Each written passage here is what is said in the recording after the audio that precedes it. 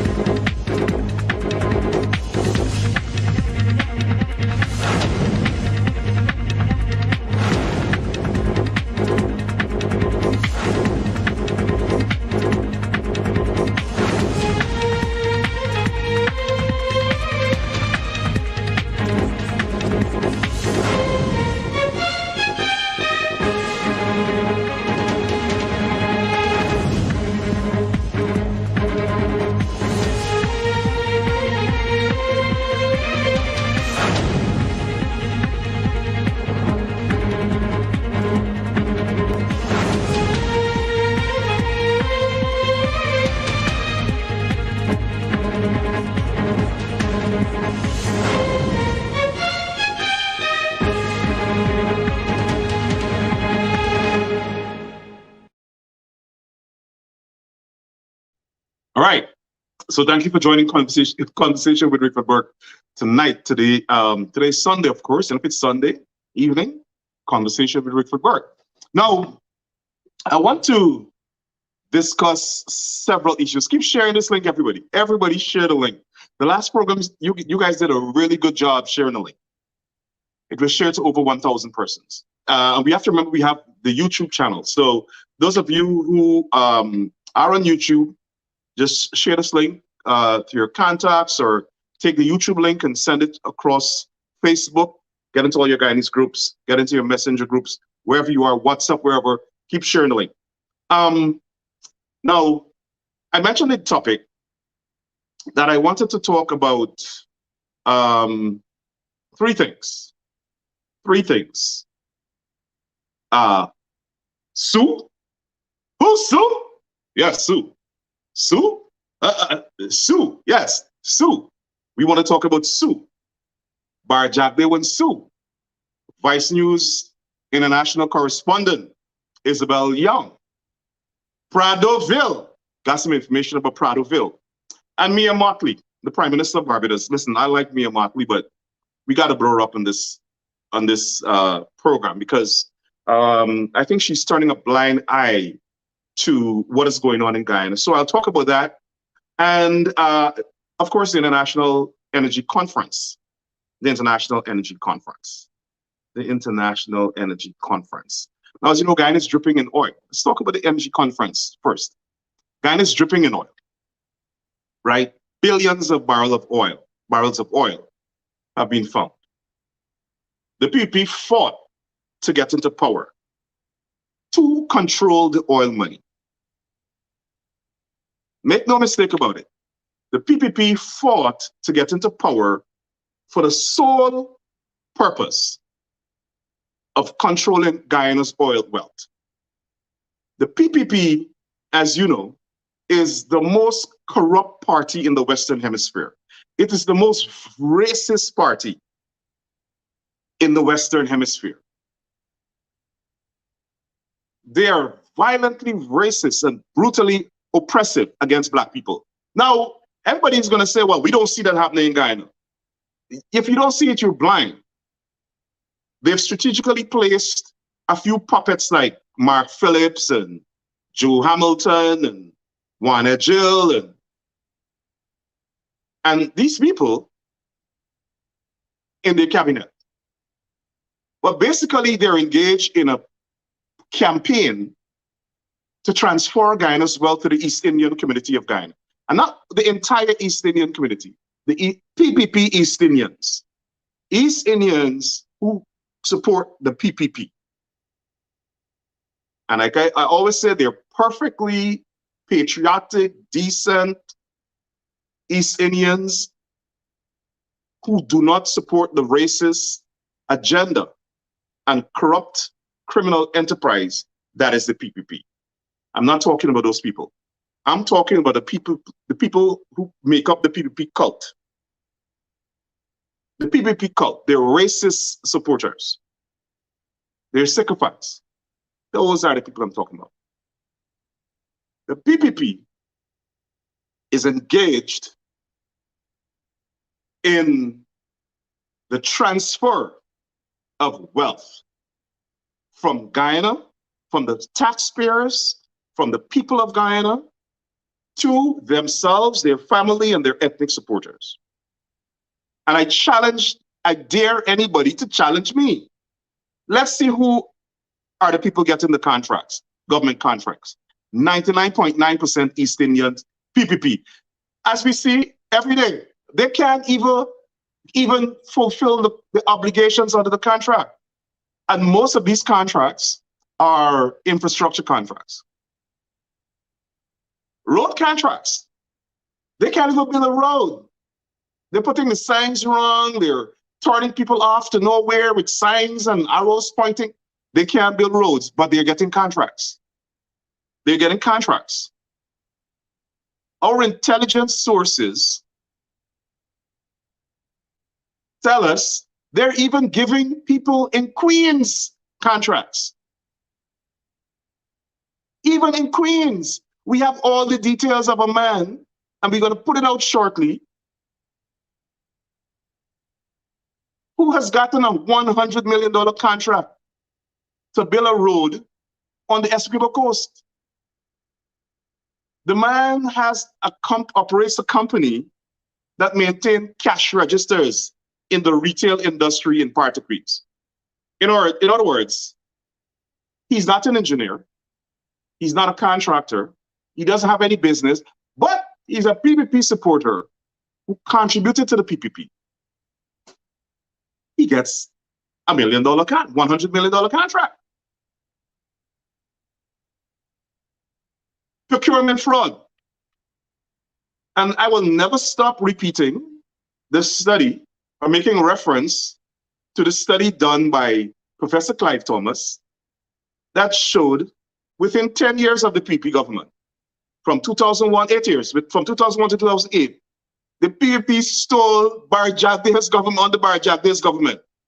They stole $940 million US from taxpayers, almost $1 billion US. And then from 2020 to 2012, 2 years after 2 years, they stole $443 million, most of it through procurement fraud. They're doing the same thing again. Massive corruption. As a matter of fact, the British ambassador just 2 weeks ago called for the strengthening of procurement laws. The American ambassador, for whatever it's worth, she's part of the PPP cabinet. But she said the government is not doing enough to fight corruption. And Bharrat Jagdeo himself said during the interview with Vice News that he's surprised the corruption index has not dropped more than 2% since they're in power. Since they're in power, 1 year, just over a year. Guyana's corruption index dropped 2%.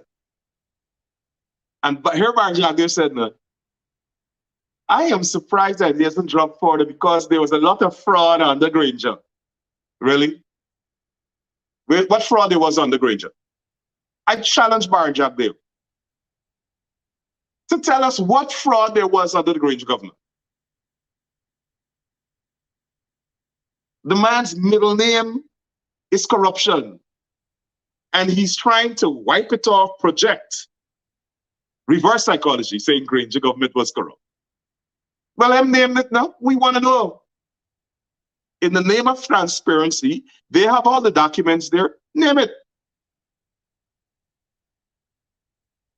So the PPP is engaged in procurement fraud and other means of fraud or other fraudulent activities to transfer money, the wealth of Guyana, to their ethnic supporters and themselves. And the man is take bribe. Now me say that ask Sue. Sue. Sue. Sue come forth. Sue said the man is take bribe. Sue said he has collect bribe for Bharrat Jagdeo.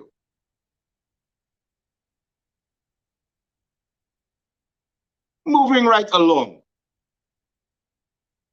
Come back to Sue. So you had this conference, this international conference on oil and gas. The PPP and their Indian supporters and a few, they invited a few black people, they invited the chairman of the session to be MC, to be chairman, to be black, a black person to be chairman. Other than that, you would think Guyana is a cooperative Indian republic. And there's nothing wrong with East Indians, but East Indians only make up half the population. As a matter of fact, less than half the population. They're about 38% of the population. You have mixed race, Amerindians, and then the next largest group of people in the population, just around 30%, blacks, African Guyanese. But the PPP doesn't want the representatives of the black population to have anything to do with the government. Oil and gas, nothing. They want to run the whole country. They think that Guyana belongs to them. Bharrat Jagdeo was willed the transport for Guyana. So he gonna decide who will get what, who running what, who what, he. So they had the oil and gas conference, and nobody from the opposition participated. And like I said, I blame the opposition. Some of them are too lazy. I would have strategized, and a lot of people will criticize me for this comment, but that's how I feel. The opposition has to be more innovative. And mind you, they're very hardworking opposition MPs. Very hardworking opposition MPs. But the opposition has to be more active and provide better representation for the people. If I were in the opposition, I would have bought my tickets to go to the oil and gas, or paid my sponsorship money, or whatever it is, and carry 100 people in there and turn the whole conference upside down. That's what I would have done. Just like the PP did at Pegasus when David Granger was in power. So for those of you who can jump and say, Burke advocated for them to break up the conference, yes, the PPP did that to Granger. Disturb his speech, Juan Jill and others. And no other person than Irfan Ali was in front of the Pegasus trying to turn over Karen Cummins Carr, the then Minister of Foreign Affairs.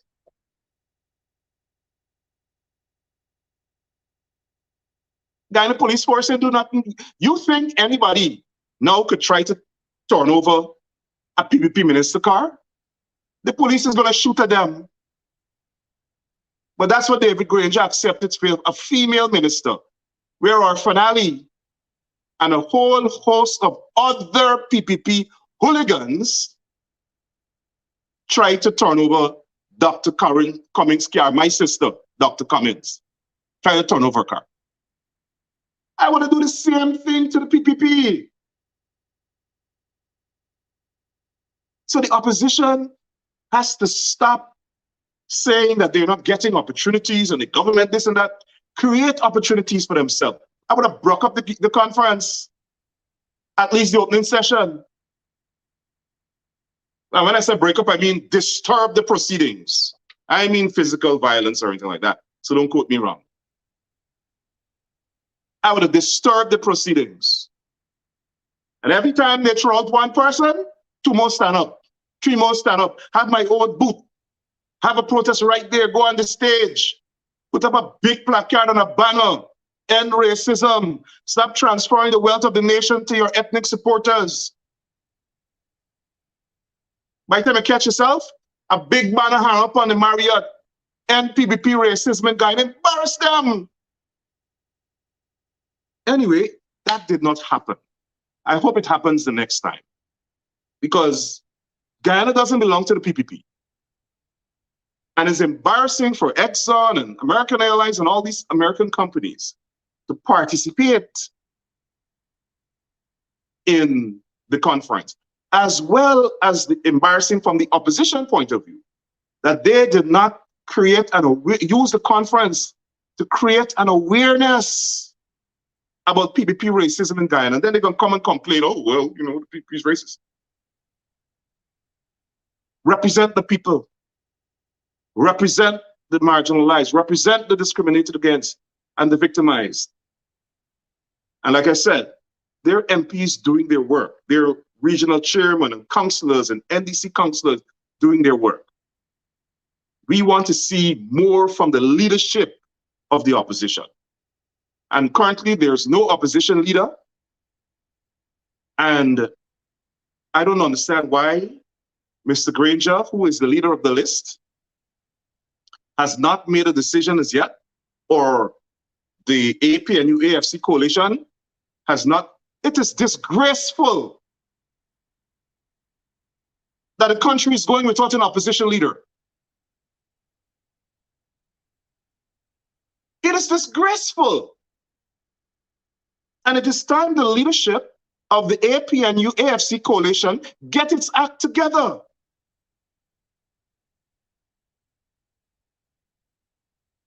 If Mr. Granger doesn't want to extract the name of a certain individual from the list, that is not his prerogative. Mr. Granger is the representative of the list. And if Mr. Granger is not acting based on the directive of the political party he represents, then go to court and get a writ to force him to do it, or ask him to resign and let the deputy leader, sorry, the deputy representative of the list. We cannot go without an opposition leader. This is nonsense. They're underserving the people they represent. And this nonsense must stop. So the leadership of the APNU, the leadership of the AFC, and David Granger, get your act together. If Mr. Granger doesn't want, get off the scene. Get off the scene. Let the work of the opposition go on. That's not the topic for this discussion, though. I just have to throw that in. So I hope that the opposition really gets their act together. And like I said, I support the opposition. I would never support the PPP. They're racist, they're corrupt, they're a criminal enterprise. But it's time the opposition in Guyana gets its act together. End the disunity and the infighting. Stop the factionism. Everybody join together as one and confront the common enemy, which is the PPP. Whether it is we have to compromise, whether the leader of the PNC has to compromise, whatever it is, listen, get your act together. That's all I say. Coming back to Bharrat Jagdeo. So I think that the oil and gas conference was an opportunity missed by the opposition. We hope they get their act together. Now, on to Bharrat and Sue. You guys would recall, I'm not sure, I have the clip, when the Vice News reporter, Isabel Young, interviewed Bharrat Jagdeo. And she asked him about corruption. I have the clip. Let me see which is it. Tell us about the place that Guyana is in right now. So, on the sea, we're moving to protect indigenous people. Yeah, but I'm source. Okay, well, maybe the Chinese company that did not get the agreement that they wanted here, maybe they're the ones who told you, or it could be just a fictitious thing. Okay, well, let's talk about specific individuals. What is your relationship with Mr. Su Jerome? So my relationship? Nothing. He's a tenant in my place. Yeah. And he's a good friend of yours? Yes. Yes. He is a friend of ours. His father was here from many years ago. Mm-hmm. I mean, he lives next door to you. Yes. You know, he was able to arrange meetings and catch-ups with you at any point in the day. He claims as a friend, yeah. He claims that through his very close relationship with you, that he's able to get any deal done. Well, I don't know and if that's able to change laws for investors. But then which law has been changed for any investor? So Sue told us that if you want to get anything done in Guyana, you need some hookups. I'm very close with the Vice President and the other officials. The Vice President and I share a very close relationship. Also, if we do the business, he'll help out no matter what. There's no one else who can help like he does. He also said us when he's talking about prospect investors that the Vice President said he can change the Constitution. He said he can manage. Everything is going to be done soon. He's really treating us as brothers. He's already trying to help us as much as possible. Of course, I need to give back to him in return. Yeah, but that is, I don't know about giving back, but I do that to everybody who comes to my office. The American companies come here to see me and they need a meeting. You ask to see me. I have an open door policy since I was president, so people come to see me. But I have an open door policy. When I go to Ghana, I'm going to make an appointment to go see Bharrat Jagdeo and see if he's going to see me. Well, let's come back to Sue. Now, first of all, After that interview, Sue allegedly put out a statement denying that he said anything of that nature, that he is the bagman that collects bribe and so on for Bharrat Jagdeo. Sue allegedly put out a statement. But I don't have time to play the entire interview. But the reporter said she spoke to Sue, I think, through an interpreter. So Sue, for the purposes of this interview here and the discussion she had, Bharrat, doesn't know English very well. Bear that in mind. Sue doesn't know English very well.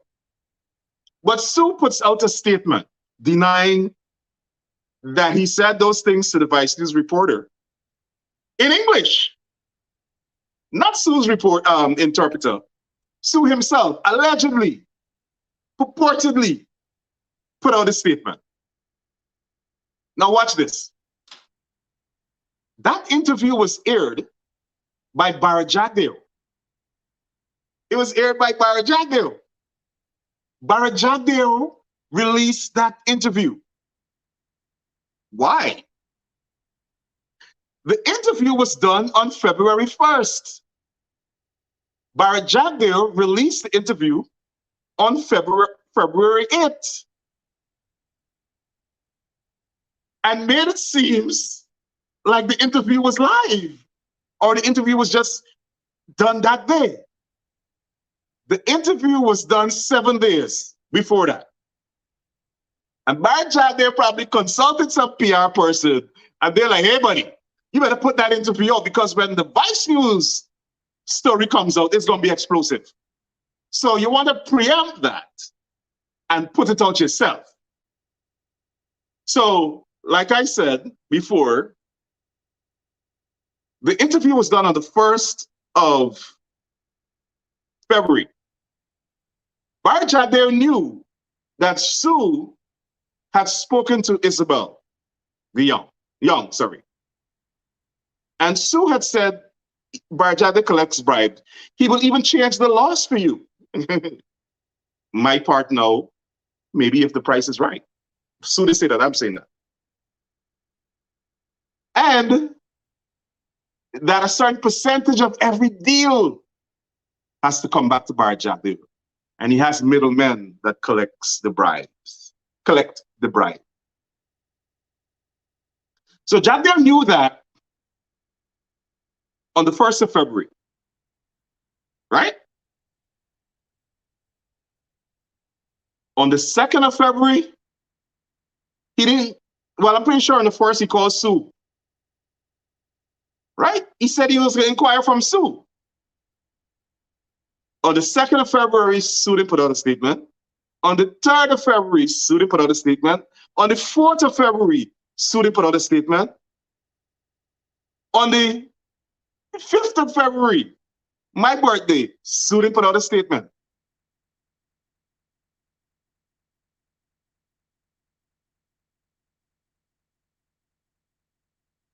Sue put out a statement on the 9th, denying.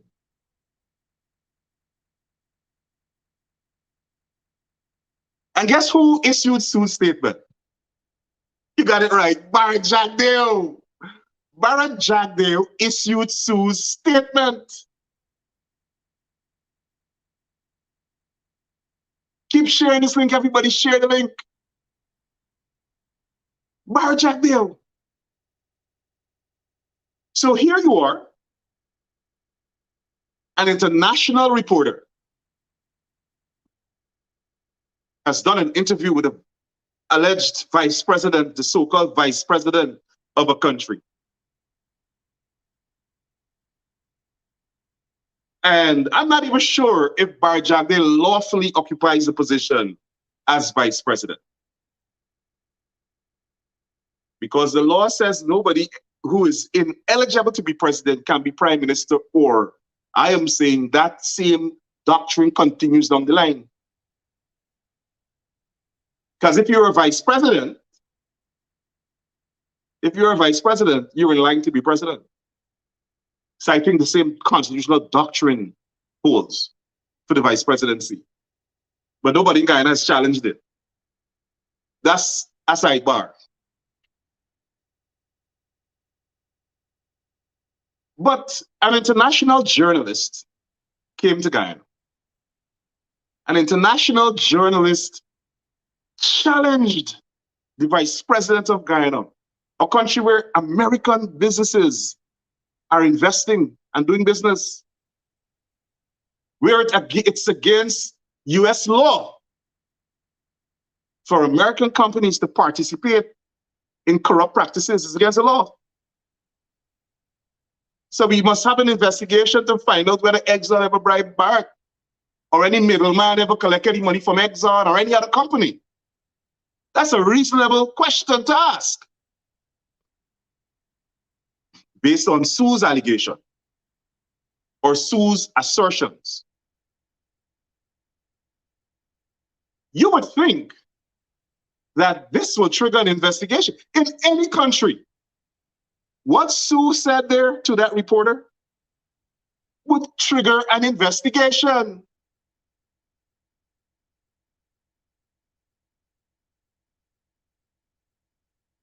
Miss Young didn't only say Sue told her. She said she saw documents. She has documents.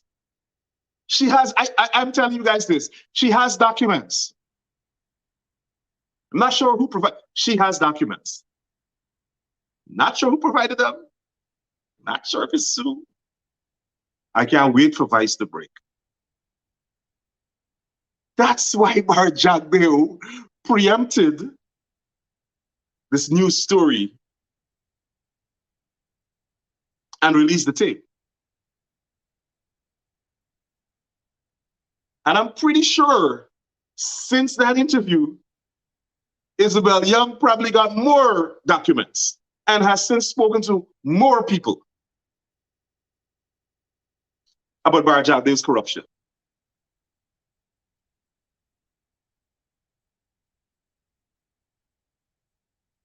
As for the so-called president of the country, Mr. 19 fraud charges, he's like, oh, she has no evidence. What's the evidence? You can't comment. We're not in a court of law. This is a reporter. A reporter gathers facts from various sources, especially investigative journalists. And then she asks questions of the subjects of her investigative reporting. And then she publishes a story. Her story has to have facts. But evidence, that's for the court. She don't have to go and present no evidence to nobody. She asks questions based on facts that she would have gathered from sources. That's journalism. Rickford wants to change the standard for journalism. You think Isabel Young could have asked David Granger or Kemraj Ramjatan when the APNU was in power, or Moses Nagamutu was the prime minister, about corrupt practices and bribery? And Bharrat Jagdeo would have been quiet and the PPP would be quiet? Bharrat Jagdeo would dance on his head all around Stabrook Market and call for an interview with a red parasol, flouncing all around. He would have called 10 press conferences in one day. No investigation. A big oil and gas economy. No investigation so far for Mr. Take a Bribe. Take a Bribe. That's a new name, you know. I heard that's a new name in town. Take a bribe. Take a 25% bribe. You want a deal? Get a man a bribe. You want a contract? Get a big man a bribe. Take a bribe, Jagdeo. No investigation.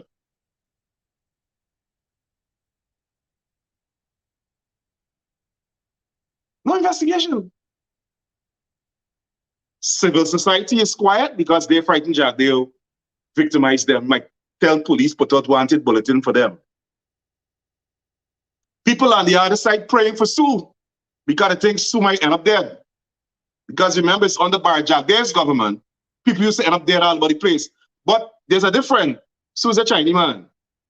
The people who end up dead, turn up dead every day under Bharrat Jagdeo, they're black people.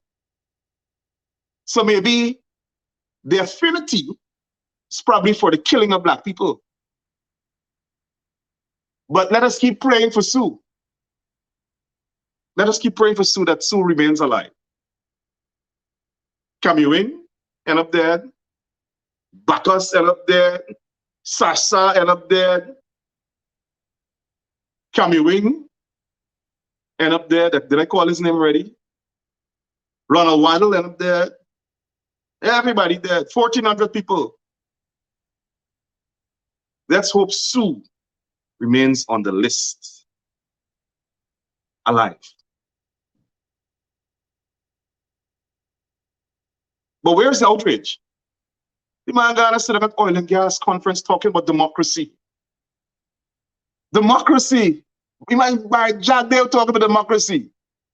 The man who would seize media, people's media houses, equipment, ban journalists from coming to press conferences, targeted journalists, put a journalist in jail for treason. Talking about democracy. I think he meant hypocrisy. Hypocrisy, not democracy. Bharrat Jagdeo could lecture anybody about democracy. He's at the oil and gas conference talking about democracy, lecturing on democracy. When he is engaged in a campaign as one of the most racist, anti-black government officials in the Western Hemisphere.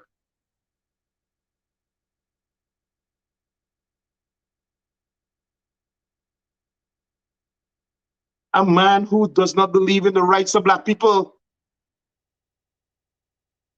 A man who could easily be the grand wizard of the KKK, Bharrat Jagdeo. Except when he goes to the KKK, they're going to call him black. But based on his activities, his actions, and his philosophy, Bharrat Jagdeo could easily be the head of the KKK. Or maybe the chief of staff to Donald Trump.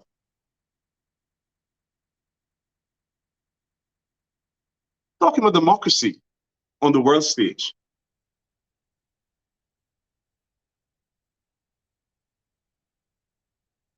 And at the conference where he was talking about democracy was the Prime Minister of Barbados, Mottley. And I had a guest tonight. My guest really wanted to be on. But I told my guest, no, I'll come on alone. I'll have them on another night because I want to talk. And I don't want anybody to be associated with my commentary. So the Barbados Prime Minister, and listen, I like Mia Mottley. Seriously, I like Mia. She's a visionary. She's a brilliant woman. She has really good progressive ideas. And obviously, she's an astute politician. Bharrat Jagdeo in no way she lead when it comes to brilliance. She went to know community college in Russia. Mia Mottley went to real law school in London. She got real qualifications. Orphan Alley? Seriously, I don't know. Mia Mottley called Orphan Alley her brother. The man got a fake degree. Anyway, she probably skipped over that part. She didn't read a page on his resume, the fake degree, IFLOT and so on. And she didn't read a part. But Mia's a brilliant woman, very astute politician. She has political acumen. Mia Mottley is the only visionary leader in the Caribbean I see right now. Only visionary leader in the Caribbean right now. And she's the most progressive in the Caribbean. But for the life of me, I don't understand why Mia Mottley ties the rope so tight between her and the corrupt racist cabal in Georgetown. Mia Mottley, as a black woman, a proud black woman that understands the destruction, slavery, and colonialism did to Africa and the African diaspora and the peoples, African people around the world. She has decided to tie her lot with a bunch of evil, corrupt racists in Guyana that she calls her brothers. Now, that might be nice political language, but you can't call a man who formed death squads that kill over 1,400 black people like yourself, your brother.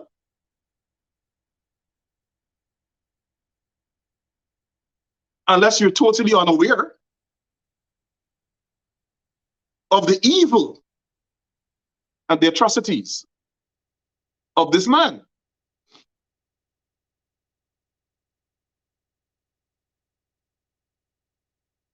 Now, I could understand camaraderie amongst the CARICOM leaders.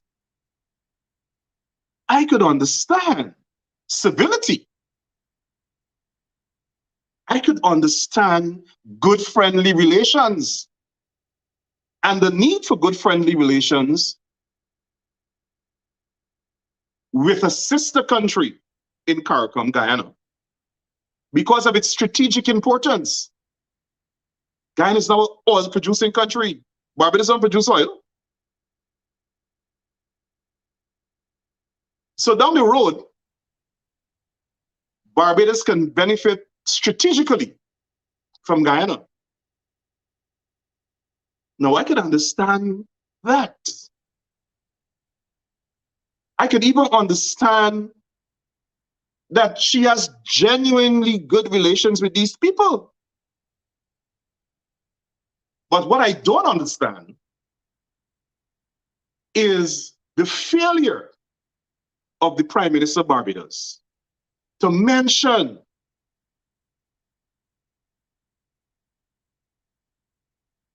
racism, complaints of racism, complaints of discrimination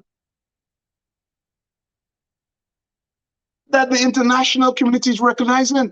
CARICOM has always been disrespectful to black people in Guyana. CARICOM has never championed the cause of black people in Guyana. And that's because the leaders in CARICOM don't want to ruffle feathers when the PPP in power. But they have no respect for David Granger, the cost of David Granger, and the APNU, AFC coalition government. Because it wasn't a dictatorship, a vindictive government. But Mia doesn't understand that the PPP's posture is always transactional. But I didn't like Mia Mottley. Mia Mottley. I didn't like Mia Mottley. Their relationship with the Prime Minister of Barbados is for political expediency, because she was a black woman that stood up for them and helped them get into power. So they want to hold on to that relationship. But they have more respect and regard for the Prime Minister, the President of Suriname, than Mia Mottley, trust me.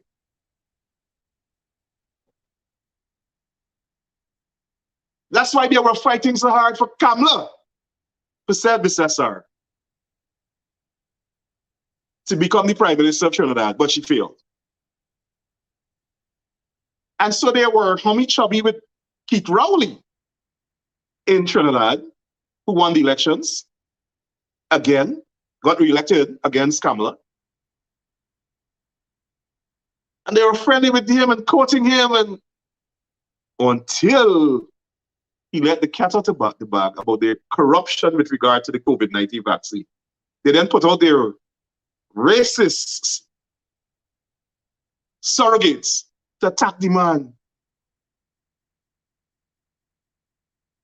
How dare that black guy in front of that say these things about us? But that Ramsamy, the pseudo minister, the pseudo minister of health,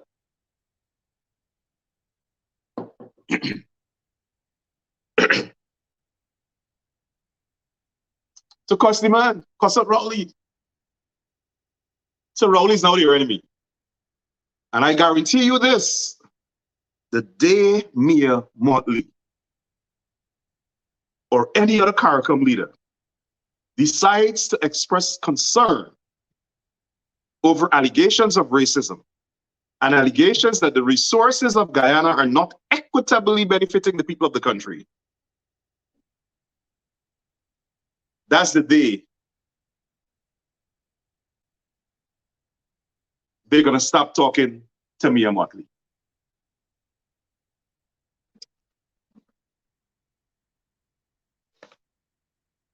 So we have a little technical issue here. Even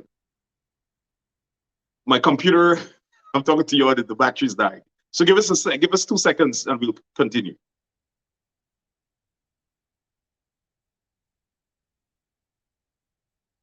Well,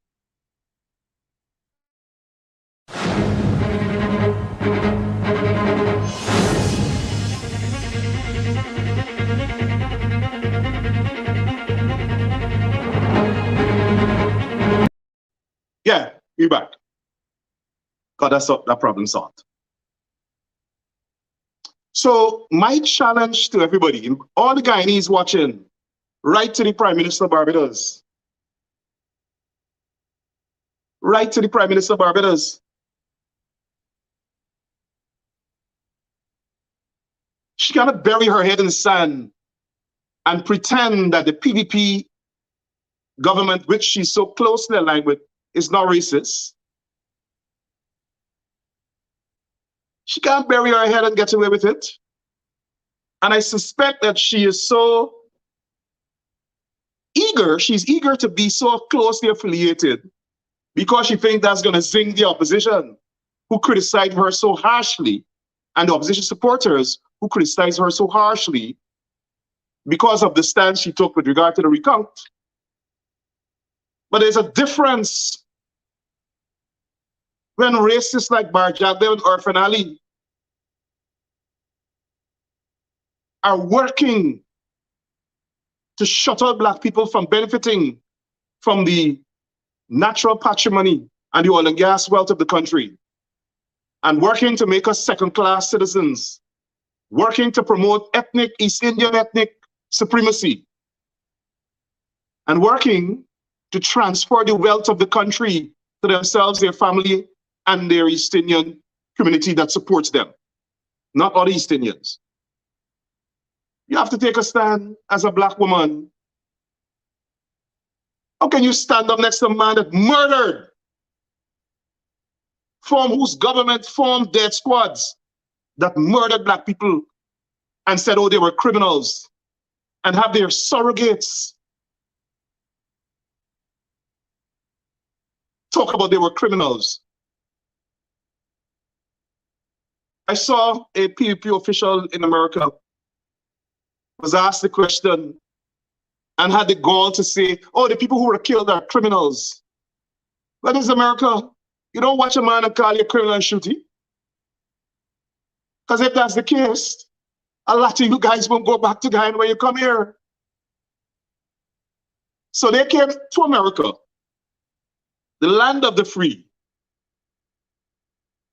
a country where there is civil rights and civil liberties, to tell people that, oh, them people who get shot is criminal, they are them a criminal who that get away from jail, being a doer. No, You're not judge, jury, and executioner.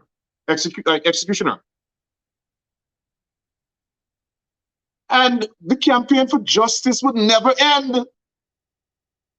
The campaign for justice will never end. Mark my word, there must be an investigation of those killings.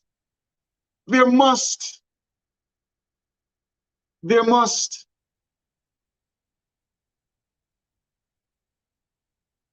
And like I said last week, I think it's on Mark Benchkoff's show, that USAID in a country report in 2021 said that there must be a mechanism for shared management of Guyana's oil resources, because they recognize the agenda of the PPP, which is to shut out Black people from benefiting from the oil and gas resources, shut out Black people from benefiting from the natural patrimony of the country. And they recognize that the PPP is transferring the country's wealth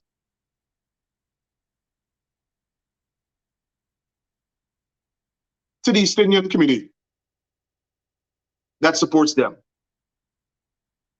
And then the World Bank jumped on the same thing.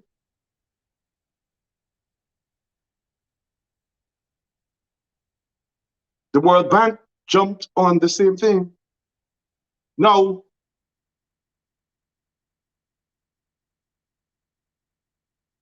I spoke about Pradoville on another program, and I saw PPP supporters say I'm just talking hearsay. Well, I want to challenge that PPP supporter to bring the transport, bring authority that vested ownership of Pradoville to whatever authority, NISIL or whomever, purportedly sold these properties to Bharrat Jagdeo. Bring it, because I have the report in front here, the auditors, a forensic audit was done, and Christopher Ram did the audit, and he says there's no clear decision, there's no evidence of a clear decision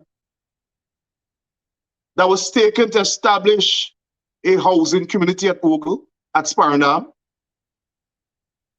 There's no cabinet decision. They say cabinet make the decision. There's no evidence of a cabinet decision. They submitted some cabinet decision that says secret, and claiming that's the authority. And that cabinet decision purportedly was dated, that purported cabinet decision is dated March 9th. And the report says it purported to vest in the Central Housing Planning Authority the new development project at Plantation Sparnam, which to the best of our knowledge and understanding does not constitute vesting of land.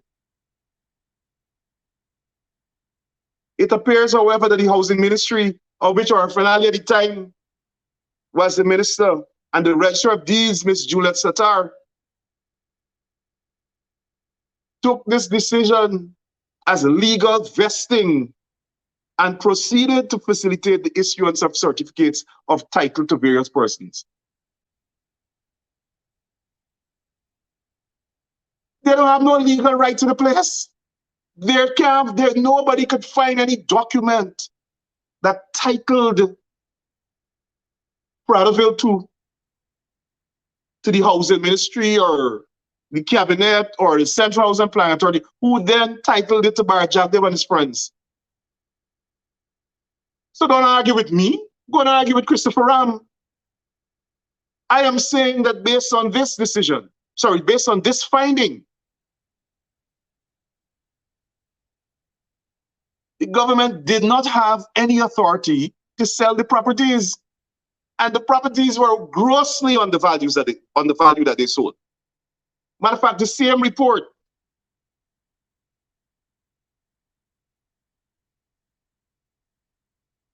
highlighted the fact that the government of Guyana spent $71,495,721 to put in infrastructure for these homes where Bharrat Jagdeo and others live. And the money was never reimbursed by these people.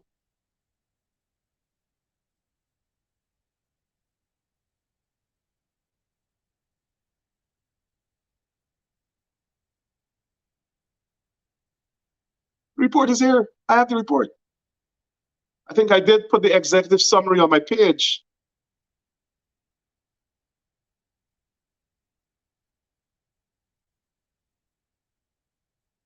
This plot of land was only allocated to friends of Bharrat Jagdeo. This Negro, well, he's not even a Negro, take land and say, well, I want to live there, I want he live around me, I want he. What country is that? Now, private people are saying it's their land.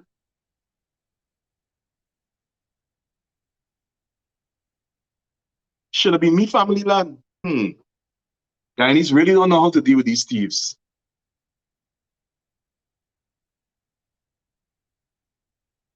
So those in the PPP who want to challenge me, challenge Christopher Ram. Is Christopher Ram says so, not Rickford Burke. I am saying that the government of Guyana that purported to sell these plots of land way undervalued, did not have the authority, and therefore the land does not belong to them, and the courts should reverse it. And then they're challenging people that talk about it. Don't ask me, ask the DPP. The DPP got a plot of land in there. The Director of Public Prosecutions, who should be a woman of integrity, of unquestionable, impeccable character. She got land in there. She got part of one of the illegal lands. And listen to this. When word came out about the investigation into what happened here, she went and paid $20 million, an additional $20 million to the government for her plot of land. The DPP. So obviously, by agreeing to pay an additional $20 million for her little plot of land, right by prime land by the seaside, the DPP is acknowledging that her initial payment was based on an undervaluation of the land. Fraud. As far as I know, 2 black people live in there. Former chief of staff. Well, 2 black people were assigned land in there. Mortimer Mingo, the former head of Guy Mine Police and former regional chairman, and the former chief of staff of the military, the GDF.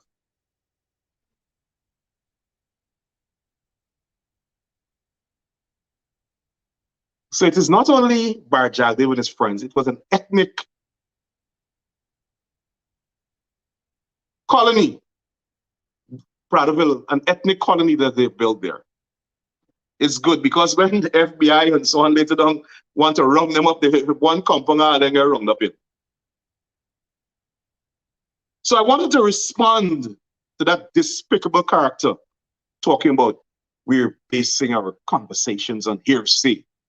Go and talk to Christopher Ram, because I have the report in front of me. The report was, I can give you the details of the report. The Ram and McCrae Chartered Accountants and Professional Services Firm, date October 20th, 2016, to the Minister within the Ministry of Finance.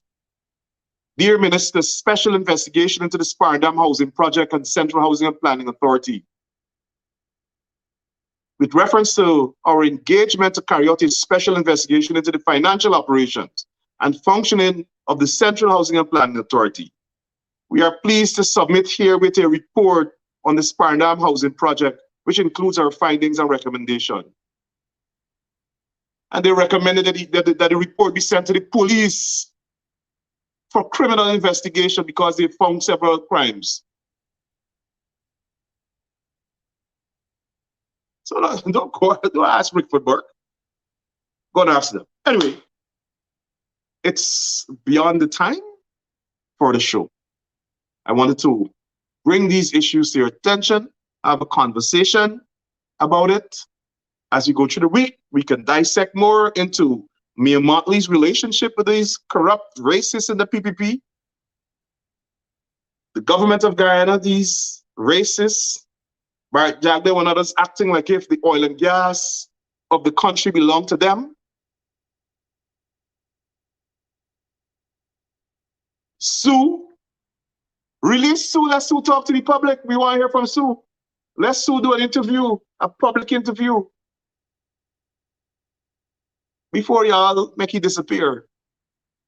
Talk about the bribe. I gotta play it one more time. Source. Okay, well, maybe the Chinese company that to protect indigenous people. Yeah, but tell us about the place that Guyana is in right now. We're moving to free education at the university. Source. Okay, well, maybe the Chinese company that did not get the agreement that they wanted here, maybe they're the ones who told you, or it could be just a fictitious thing. Okay, well, let's talk about specific individuals. What is your relationship with Mr. Sue Jerome? Sue? Oh, Sue. My relationship. Yes, Sue. Yes, your relationship. Yeah, that's Sue. Who? Sue? Sue? Yeah, Sue. Good night, everybody. Thank you guys for tuning in tonight. This has been another edition of Conversation with Rickford Burke. You guys stay safe. Have a great week. Blessings to everybody. Goodbye.